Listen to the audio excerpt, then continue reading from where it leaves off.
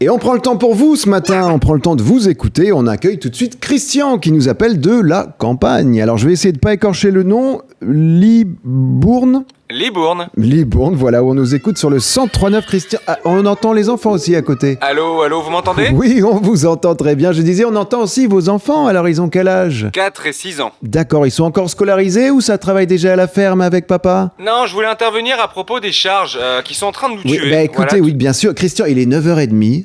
On imagine que pour vous, c'est déjà le milieu de la journée. Alors, qu'est-ce que vous avez préparé de beau pour manger en cette saison ? Peut-être des fèves, un ragoût de patates avant de remonter sur votre belle charrue. Écoutez, il y a méprise, je suis ophtalmo. D'accord, oui, autant pour moi. Alors ophtalmo pour vache ? Non, ophtalmo normal. Mais le problème, c'est que c'est de pire en pire avec les charges et la future loi sur le reste à charge, on va être dépouillé. Moi, ce qui se passe dans ma patientèle... Oui, un sou est un sou, comme on dit par chez vous. Alors, est-ce que les vaches peuvent avoir des problèmes de vue, justement ? Oui, mais enfin, écoutez-moi 2 secondes. Moi, je voulais parler... parler... C'est ça qui me rend dingue. C'est ça, en fait, c'est la déconnexion totale des Parisiens, et je m'inclus dedans, vis-à-vis de tout ce qui est au-delà du périph'. Alors là, c'est... Parce que notre brave Christian, lui, ce qu'il veut, c'est pas les retraites, son problème. Il aura pas de retraite. Sa retraite, c'est son potager.